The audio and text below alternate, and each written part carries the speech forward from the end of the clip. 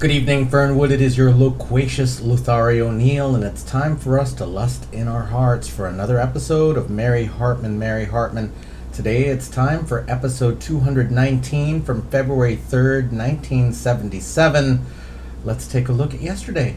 Tom and Charlie stopped at the Hartman kitchen on their way to search for Loretta, and they find Mary, who has returned from Lou's place and wants to keep Charlie as calm as possible so he doesn't have a heart attack. At this, Charlie is quite anxious, and Mary brings in Loretta, and Charlie and Loretta have a very sweet reunion that Tom and Mary do not feel like busting in on. Charlie catches Loretta up on the things that she missed while she was gone, especially that he was waiting over the body of a person that he thought was Loretta. However, Loretta cannot remember any of her past as Lulu, and Charlie connects that Lulu was the woman that was supposed to be marrying Mac, and that leaves Charlie and Loretta's relationship at a bit of an impasse. Next door at the Shumways, Grandpa is playing checkers with himself as Tom bursts in to try to borrow some shaving cream. He's working double shifts at the factory to try to catch up on his debt. He doesn't properly have time to play a full game of checkers with Grandpa, but does make a move, and Grandpa kings himself. Then at the church, Mary runs into the priest that is running Garth's funeral and wonders where all of the other guests are, and after the commercial break, they start showing up. Patty has a temporary release under guard, and she asks for one final look at Garth. Martha comes in to explain what has happened to Philip and to bear the message from the Gimbles, the family of Garth, who send their regards, although they do believe that Patty is a murderess. Various other members of the community show up, Loretta and Charlie and Patty's mother, and then Merle, who seems to be somewhat clingy towards Mary.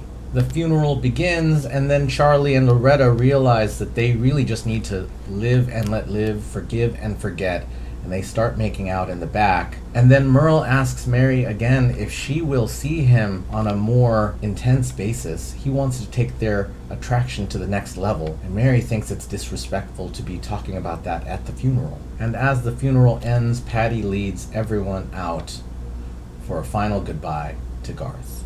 And everyone, that was our episode yesterday. It was a lot of different goodbyes happening. I think we must be seeing some new things happening today, so why don't we find out?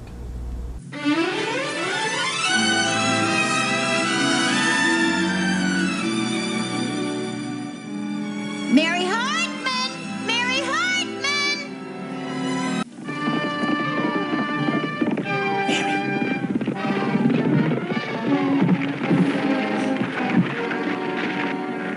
Mary.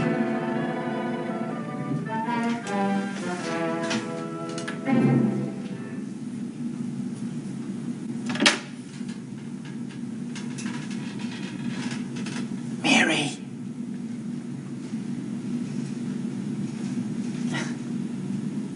Hi.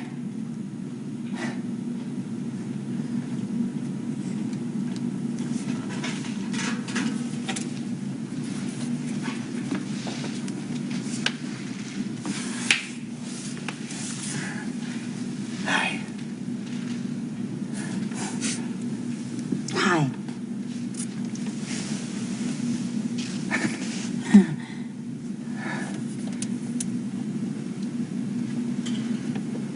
Oh, Merle. Hi.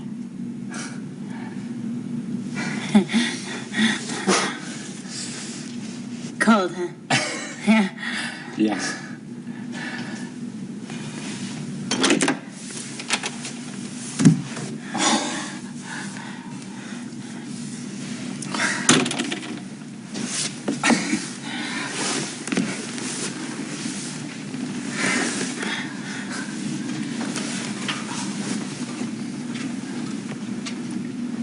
Put it on. Put this on. Yeah. Are you sure? I'm sure.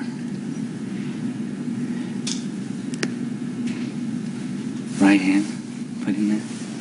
Just finger here and thumb over here. 3 fingers up in there. I feel so, What? it's embarrassing. I don't know.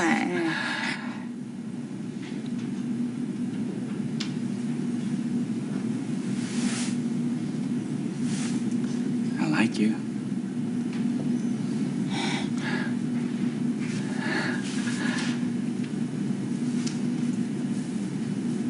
My name's Little Merle. What's yours? I'm sorry, I can't do this. I can't.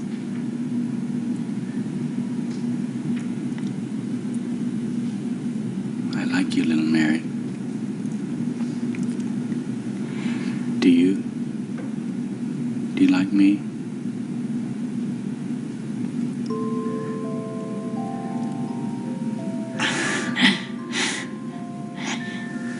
Now, these are just puppets, right, Merle? I mean, they aren't us or anything. Puppets, rag dolls. Yeah.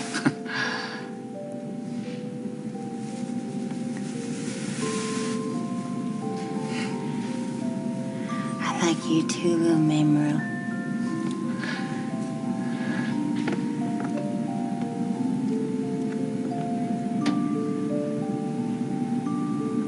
You're very beautiful. No. No. No, I'm scared.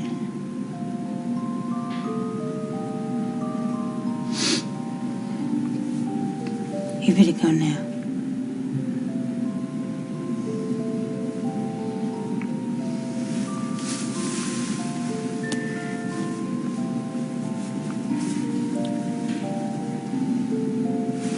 Keep it.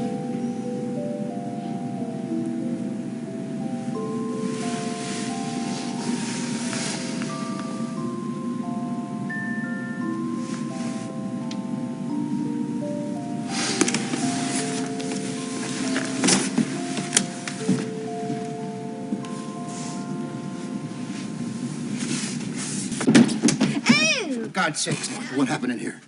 Huh? Nothing, I guess. Well, then why did you want me to come down here so fast? Oh.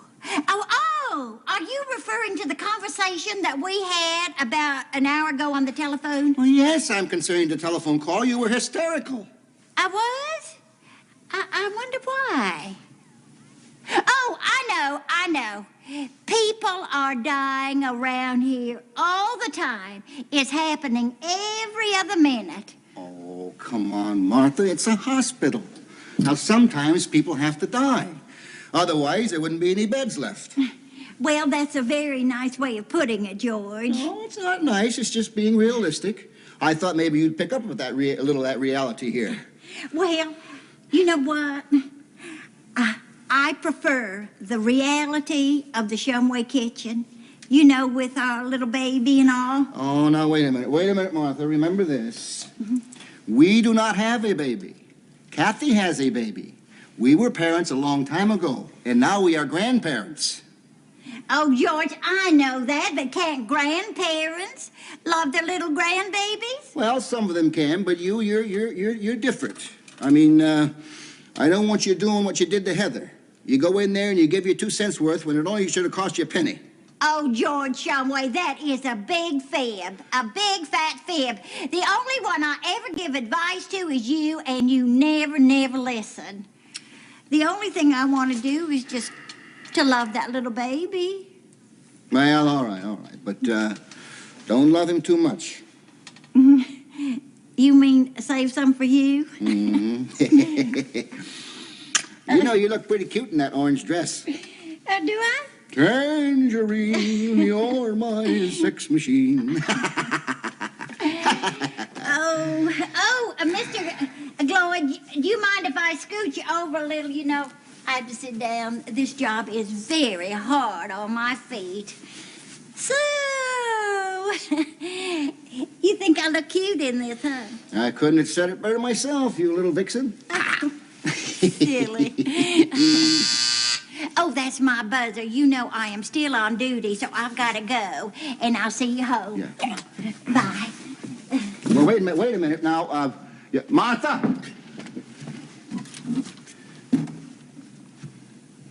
The hell is this? Maybe it's a thermometer. Mr. Glom, you really got yourself a nice TV set here. What's this, a new CB unit? Mr. Glom? Doesn't talk much.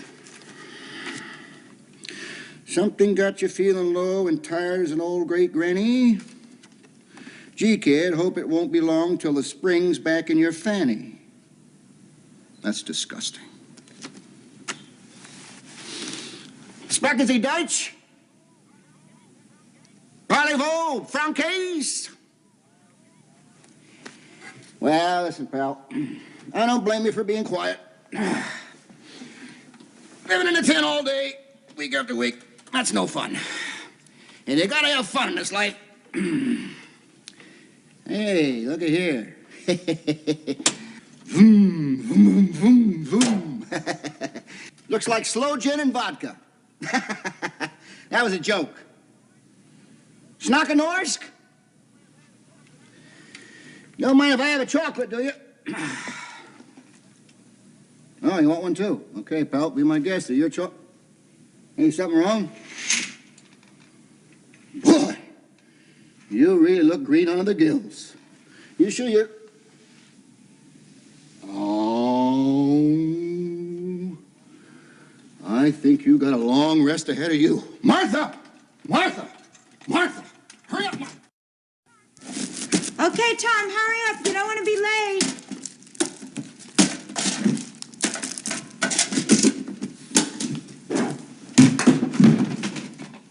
Okay, sweetheart, your supper's ready. Here you go. Now, you don't want to be late. Wait a minute. Why are you in such a rush to get me out of the house, huh? Oh, I'm in no rush. Now, wait a minute. Now that I'm working 2 shifts, I mean, I don't get much time to spend at home. I mean, that's the way it is. Oh, sweetheart, there's no rush at all. I just wanted you to drive carefully, that's all. Oh, I know what it is. I forgot to kiss you goodbye, that's all. Let me just kiss you goodbye, okay? All right, wait a minute. What the hell is going on here? Oh, no, Tom, that word has been creeping into your vocabulary much too often, and that's a very bad habit to get into. I mean, a word like that puts a great strain on a very happy marriage. Mary, what's going on with you tonight, huh? Why are you wearing that big bathrobe? Oh, bathrobe? This isn't a bathrobe, no, this is a caftan. A lot of people wear it around. Anyway, I felt it was it. Didn't you find it unusually chilly in here? Does this house come with heat or what? Yeah, and it's very hot in here. Oh, it is hot in here? Then it's my blood sugar. After you leave, what I'm going to do is I'm going to take some sugar, and then I'll take the robe off. That's what I'll do. Look, Okay, sweetheart? Yeah. Look, something's going on here, right? Huh? Now, something's going on here, Mary, and I'm going to get to the bottom of this. Now, come here. Come over here. Sit down. All right, sit down. All right, let's have it. Come on. You promise you won't be mad? I promise. I got a job. A job? Where, at the North Pole? What? Oh, no, I'm not. That's not why I'm wearing I'm not wearing this for that. No, I don't. This isn't my costume for the job. Well, what kind of job is it?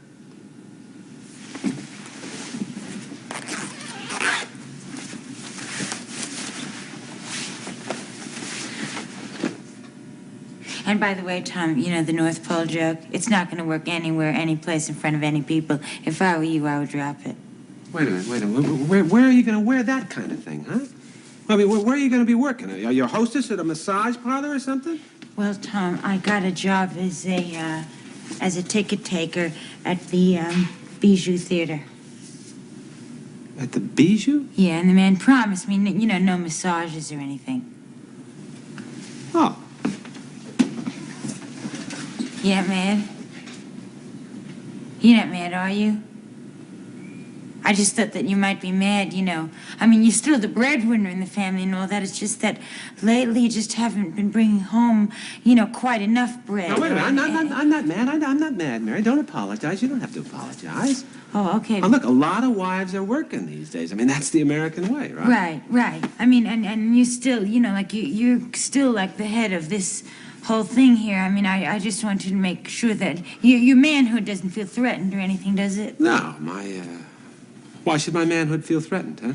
No, I didn't think so. I mean, because I just felt that because, maybe because you weren't providing for the family, I'm sorry, Tom, I'm sorry I said that. That's all right. I really am. I Relax, shouldn't have said that, I know. It's all right, I understand. Is it's it? okay, yeah. I think it's great. I really do. I'll get it. Yeah.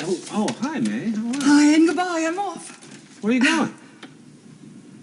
Where are you going? Oh, to a costume party? No, I got a job as a ticket taker at the Bijou Theater. So women's lib comes to Fernwood. Oh, Yeah. good luck. Thanks. Listen, when, are you leaving town, or? Yeah, I'm going off to Chicago. Maybe I won't be so hassled in the big city and I can get on with my work. Oh, well, great. All the best, May. Hey, you sure created a lot of excitement while you were here, Well, I do hope I did accomplish something. It was nice seeing you again, Tom. Yeah, it was nice seeing you, May. Yeah, well, I gotta get off work now, and bye, Mary. Bye. Bye, sweetheart. Yeah, and hey, May, all the best. Thanks. I'll be seeing you, huh? Yeah. Bye. Did I accomplish something, Mary? Did I help the women of Fernwood? You mean with their sex? Yeah. It's very hard for me to say, May. I'm not the kind of person that goes around and asks people, how things are going in that area. What about you and Tom? Oh, well, you can't really judge by that. Why not? Well, he's been working 2 shifts lately. May, I'm really sorry I let you down. Well, I'm sure some of the women of Fernwood tried it. I mean, you can't make big changes overnight. It takes a little while for people to be intelligent about sex. I mean, it's just that they don't think about it. Well, they think about it for sure, but they don't think about it intelligently. Maybe it's because it's been around for so long that people just take it for granted. But maybe it'll change someday. Give it some time. Yeah, I'll give it some time. Right, but I don't want to wait around another 2,000 years. See, it's not sex I've dedicated my life to. It's compassion and understanding and relationships and love. That's it, Mary. I may have to fight for it, but it's all about love. Well, I guess I better be going.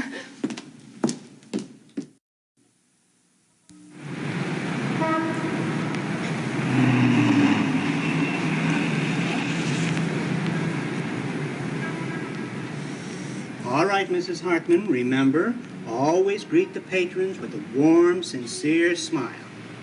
You must at all times be pleasant to the customer. Movies are entertainment, and we're competing with television, sports, even bingo. So we've got to be on our toes. On our toes, that's right. All right, now here's an instruction sheet that tells you all the basics. Is that for me?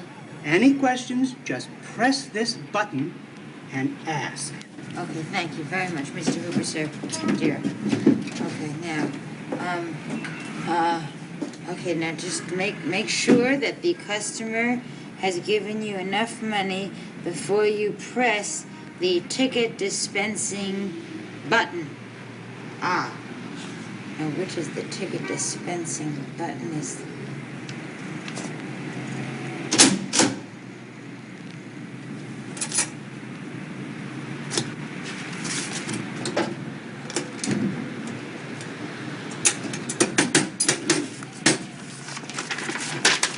Two, please. Hello. 2 tickets. That'll be, excuse me 1 second. That will be, $5.50, please.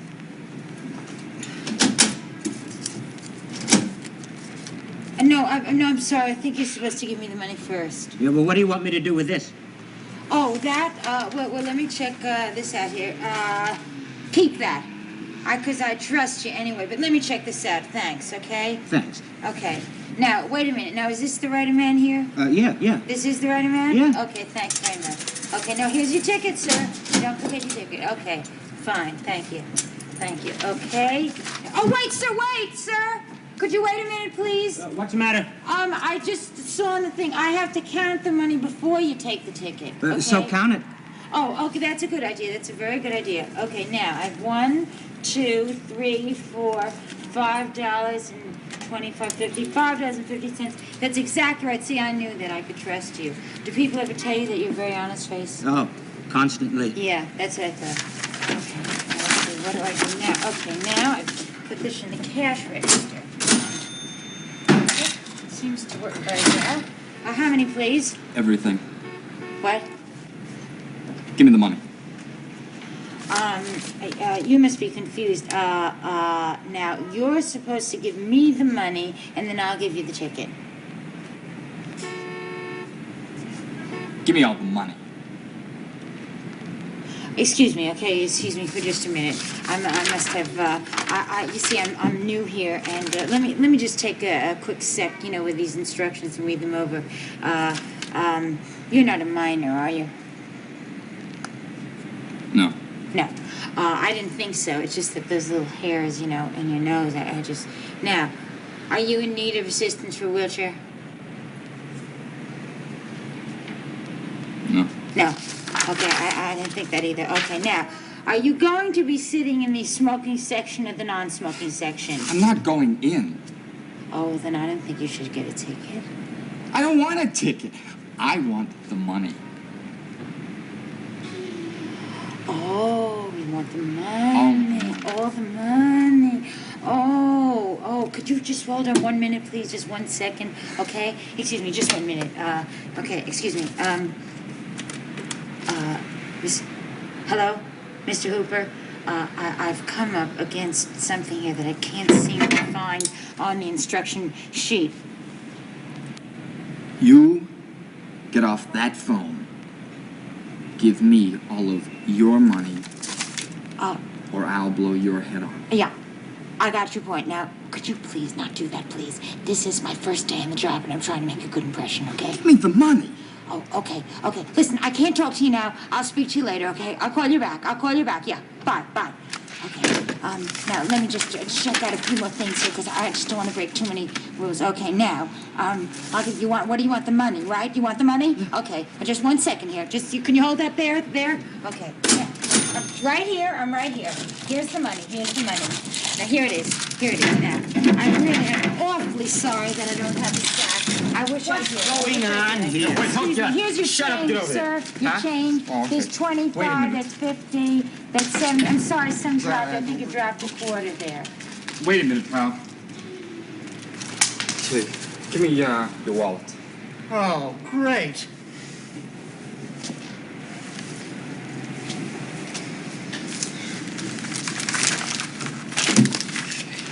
Give me the watch. The watch.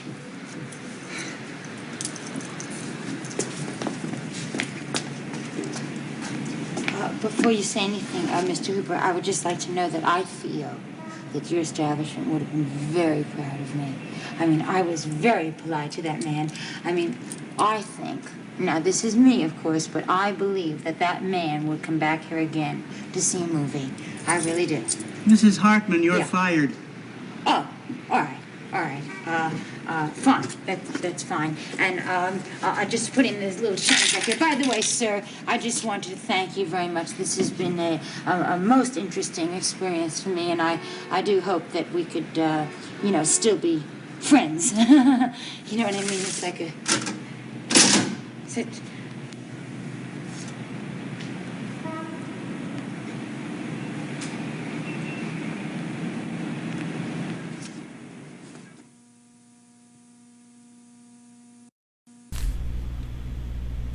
That's traumatic. Before I talk about the episode, everyone, I've been sharing this week a bunch of different links to stuff that I saw last month at a big wrestling event, and it went on for like a week in Chicago, and it was really, really exciting. And hey, this is where I will share some link to some momentous stuff that happened. Let's talk about this episode now. It starts with Mary at home watching afternoon television. It's westerns, and she turns the sound down, and there is a puppet in the dog door. I don't think that Mary even has a dog. I don't think I've seen one.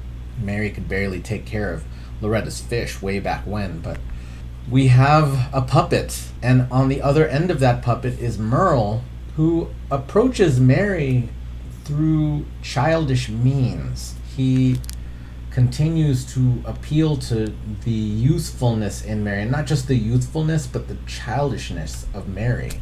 He came to her with the jump ropes and a little wind-up chicken last time, and this time it's with a puppet.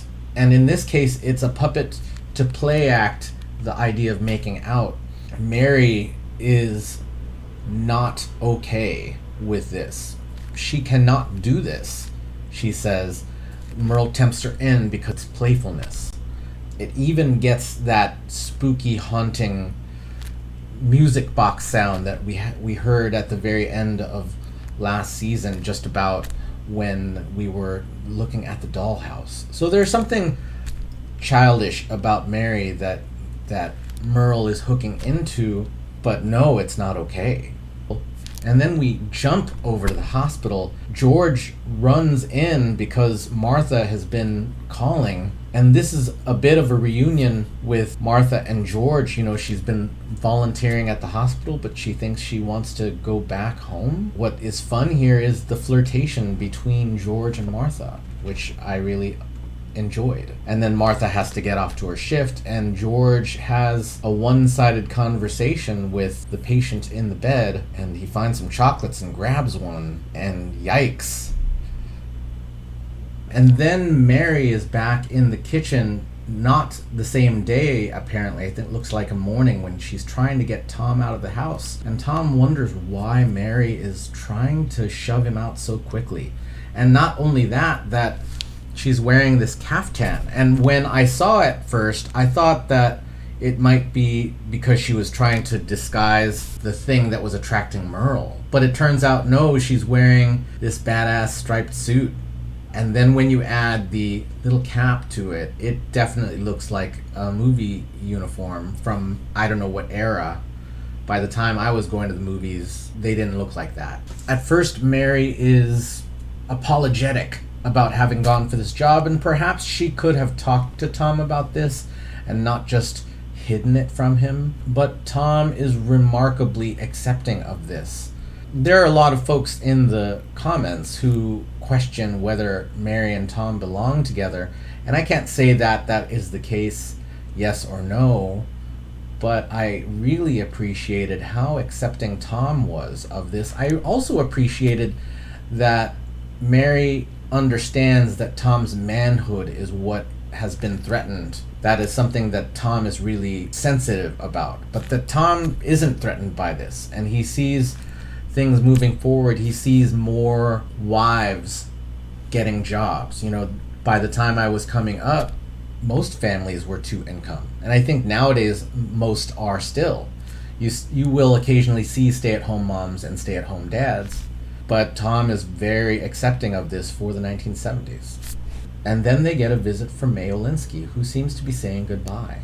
And this has been a week of goodbyes. Right here, when in this scene, May becomes a hero to me. She really just wants to help people feel better. Yes, that was the case here, but it wasn't just the sex. It was the empathy, it was the ability to listen to each other, and people weren't ready for it, sadly. At least not the way that she came at it. The fact that she wanted to improve empathy for people, I think that makes her a superhero in my mind. And then we end up at the movie theater, an outdoor set. Looks like an outdoor set they're only going to use once. I was very surprised. And Mary is completely inept at this job. And I don't mean that she couldn't learn it, but she has no customer service skills, she has no cash register skills, and she has been left unsupervised for her first day with almost no training. Like, press the button and here's a book.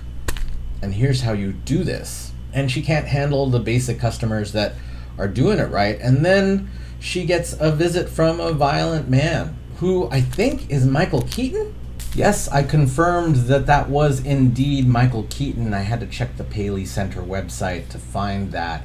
Michael Keaton was the robber. Michael Keaton, who later would be Beetlejuice or Batman, and much later Birdman.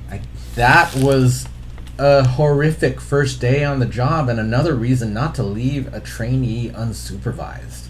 And typically, when a retail person, I would count a box office clerk, is held at gunpoint, you typically just give up the money. I would not punish someone for giving up the money if their life has been threatened like this. But we see that look on the theater owner's face, that he blamed Mary for this, and she's stuck inside of a cube. How does that work? But Mary takes the fall, and she thanks the owner for the experience, which Mary's been through a lot, so maybe Mary's been through hostage crisis and public nervous breakdown and quite a few things in her days, at least since we've known her. And hey, here she is getting robbed at a movie theater box office, but she does not have a job anymore. So I wonder if this means that Mary will be striking out into the working world, if that means that this is the direction for the show, Mary trying to find a second income for the home. I was sad. Maybe, I don't know how many stories could happen out of the box office of a movie theater. On this show, I mean. Like some other show, maybe that could be fun. But it is really unjust that Mary got canned over getting robbed at gunpoint. So everyone, we are starting to move towards a new direction. We're in a week of transition. Again, thank you so much for watching. Thank you so much for leaving your thoughts and feelings in the comments. Thank you so much for being you. And we will see you tomorrow night in Fernwood.